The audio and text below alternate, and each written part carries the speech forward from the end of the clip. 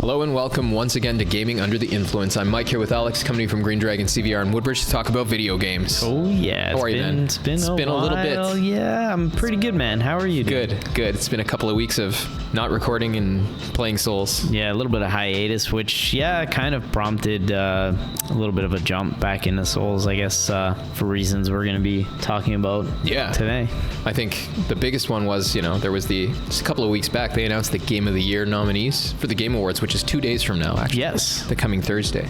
And I thought I would finish the ones that I at least was interested in finishing before then. Those being Alan Wake 2 and Tears of the Kingdom. Right, fair enough. During this time, I had been replaying Demon's Souls Remake on the PS5 for whatever reason. Yeah. And I hit a wall with both of these games, man.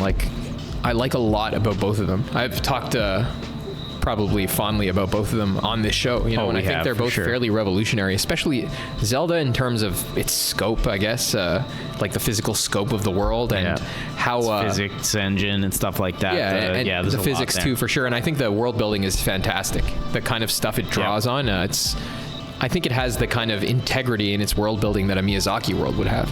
For sure. I would agree with that. The same kind of loftiness and coherence to it, draws on all these deep religious and metaphysical ideas to build a fantasy world in a ways that a few games succeed at, and other ones that try, like recent Lords of the Fallen, for example, they fail.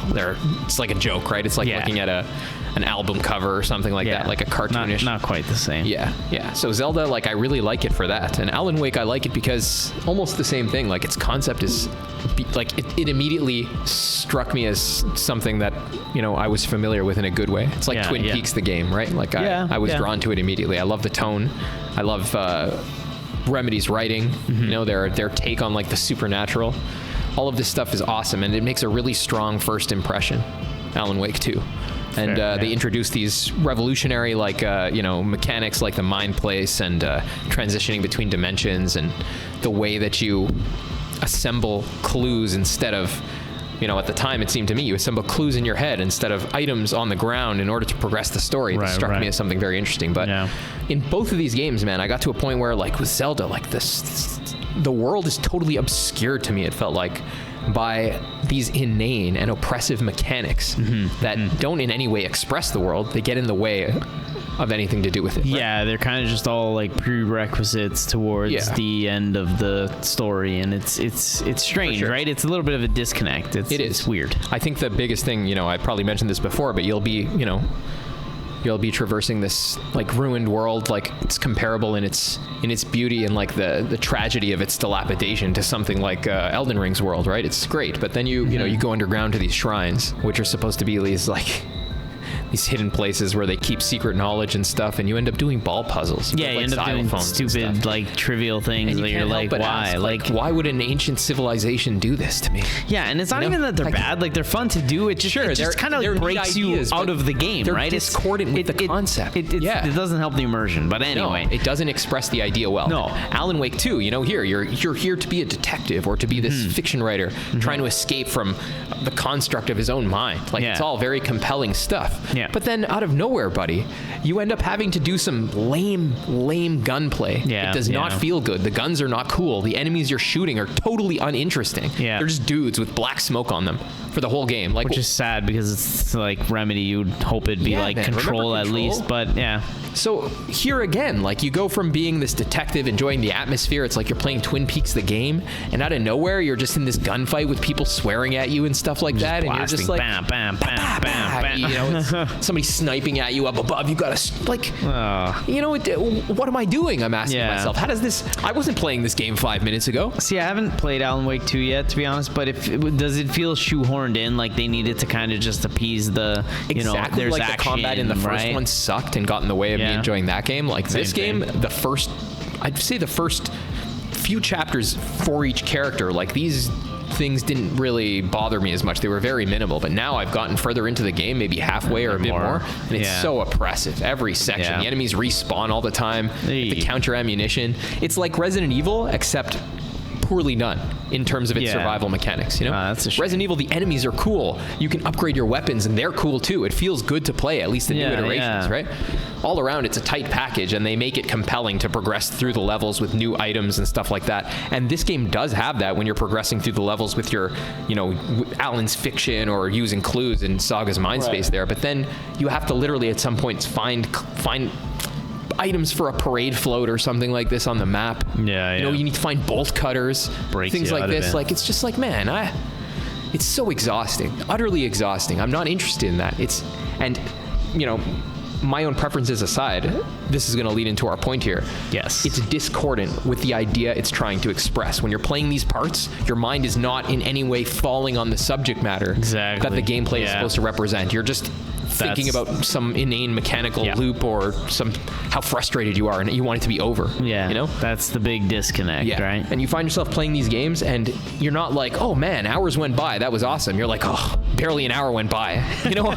Right? Like, been playing for 20 minutes? What? Yeah, like feels like an hour and a half. So distraught at this, you know, and equally distraught at how awful Lords of the Fallen ended up being. After all was said and done, I just booted up Dark Souls 1, man, on a whim. Just on a friggin' sheer, I was like, I'm just gonna play Dark Souls 1, you know? Cool, man. And I hope I influenced you slightly. Because you were playing Demon Souls. Yeah, you do that all the time. I always think about that. This guy plays all the random stuff, dude. Why do I feel like playing new things just because everybody else is playing them? Yeah. You know? This is dumb. It's not smart of me. And so I played Dark Souls, and immediately I got into it, and I finished it. That's amazing. I streamed the whole thing. A couple days? 34 hours. 34 hours? I did it over the course of a month, a bit less. Oh, okay. Yeah, maybe a bit more because I put it down for a little while and did my New Game Plus in Armored Core there. Right. Yes, but... yeah, I would say probably about the same for me in Demon Souls. It took a little while. I kind of put it down for a bit, but... 34 hours overall, though, which is not that long, and I did just a quality build, you know, dex and strength. I dodged all the boss's attacks like I never did the first time I played it when I was a young man who was terrible at these games. And, it's amazing what the years can do, eh? And first of all, man, this game has none of the problems of the ones I was just describing to you. Yeah. Where you're like, what does this mechanical expression have to do with the concept it's supposed to convey, right? Like, it's like the exact opposite feeling. Your mind never, you're never removed. Quite escape, exactly. You never find that flow state interrupted. Yeah. You always feel like you're thinking in terms of the game's fiction, you know, if that makes sense, right? It does, yeah. What do I do next, you think to yourself? What item do I need to progress here? Like, what key do I need for this door? Like, for this elevator? How do I find my way there? Like, you're never like, this is... At least me, when I'm playing these games, it doesn't matter even if you're dying and getting frustrated and things like this. Like, I'm never jarred in that same way by the disconnect between menial nonsense mechanics and the fiction and world of the game. Here, it's all perfectly even my frustration perfectly represents the concept of the developers here. You know, they've written it into the fiction, right? Like my repeated deaths. You see your face wither away as it happens. It's awesome, right? Like the whole thing is so tightly built, tightly conceived that you know, I said before it's world building in fiction may be comparable to some of these other games, and I do favor Dark Souls, but I think that's fair to say of Remedy's games too. But what nobody can compete with FromSoft in terms of is that tightness of expression. Yeah, the marriage of you know, the unity between the two. Of gameplay, matter, and concept form, right? Like, that's absolutely right. It's quite unlike anything else, and to some degree, it's almost a detriment because it has changed us and probably millions of other people going forward who can't really get behind other types of games, right? It's hard now. Kind of, it really is. It really is, Other than this game, man, the only things I enjoyed this year this much was FromSoft's other game. FromSoft's other game, Armored Core, and Lies of P, which is pretty much a clone of these games anyway. Clone of, Bloodborne and Sekiro fused. And it's much harder than all of them, actually, I think. Going back to these was a cakewalk, actually. All the bosses felt ridiculously easy. Even me in Demon Souls, like I followed a guide that like kind of gave me a jump start from the beginning, but I mean, right away, we're obviously comfortable with Souls games. We played a lot of them, and some of the bosses, you can tell, like, the programming is a little bit archaic, and you can kind of just, like, get in close. Outstrafe all the bosses. You strafe the opposite side of their weapon hand half the time, and they can't hit you, for most of their attacks, unless they have spin. There's a lot of bosses I actually even went into and, like, did it within, like, 1 or 2 tries, even some that won, and I was just like, oh, okay, cool. Like, some of the early ones anyway, but the Phalanx, first boss, I went in there and smashed it. Yeah. Feels good, and that's the cool thing, that like that progression is carried through with us over the years of playing Souls games, where they've gotten better at designing bosses, where the AI has gotten harder with how cool is that, what you just said, man? Yeah, it's amazing. We always talk about how, like, you're playing some junk game and it's some numerical representation just increasing while everything else stays the same. There's no development in the fiction. You don't change at all. But in Souls, you could be at the same place for 5 hours, but the progress is all on you. Exactly. And then you go play another game years later, and it carries over, like you just said. It's incredible. Yeah, honestly, it's an amazing thing, and that's why we can go back to these games and probably run through the first couple, because we're used to things being harder, more difficult, and you can't strafe behind the bosses in Sekiro or Lies of P or or even Dark Souls 3. Probably I'm gonna see soon, but that's what really struck me, man. Like this integrity, I would call it. The integrity and proportionality of this game. Yeah. The sense in which, the idea is incredible, but the mechanics are also well done in the first place and perfectly suited to the idea they're meant to express. Such that while you're engaged in the mechanics, your mind is on the fiction the way it should be. You're always thinking in terms of that fiction as you play. Exactly, and that's exactly why you can die and die and die over and over and not feel like you're just wasting your time, because it's a part of it, right? It's you're engaging in it, and you don't feel like you're wasting your time. It feels good. So that's right. And as weird as it is to say dying over and over feels good, you kind of feel like it feels, it's a mindset thing. This is what it is. Yeah, that's it's a video game, buddy. You died in it, so what? It's gonna happen a lot. And another thing, Dark Souls 1, dude, like, all of this other stuff aside, that's a generic comment maybe about Fromsoft games, but Dark Souls 1 specifically is, as a space, a virtual space, one of the best conceived, best built digital spaces in existence. Yep, I have to agree. Like it, I just saw a lot of like Blighttown for the first time in my life, and I can't believe anybody like designed it. And you get to the bottom and you look up and you see Firelink Shrine there. Oh yeah. And later you're gonna go up higher and see further. And so many moments in that game, buddy, where you're like exploring and you notice like far off in the distance, like you're like, oh my god, I was there. I came from there. Yeah, and you see where you were every time. I love that. That's such a treat to me in Fromsoft games. I love that so much. Impressive. Dude. I love that so much. It's even more impressive because it's an earlier Fromsoft game, right? Like they were doing it before you maybe even realized. Like it's just, but it's incredible. You'll see as you get a little bit further too. Like you start in this middle area, you go deep down into the ground, and then you go way up into the sky, like onto a mountain, like all this crazy stuff, man.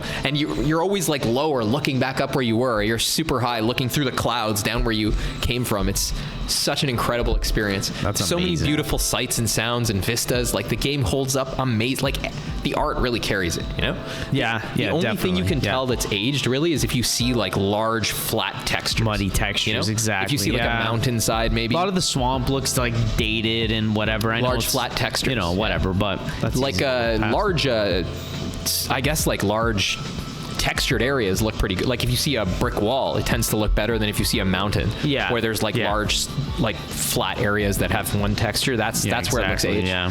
But the actual models and everything done are really wow, man. Like the game holds up.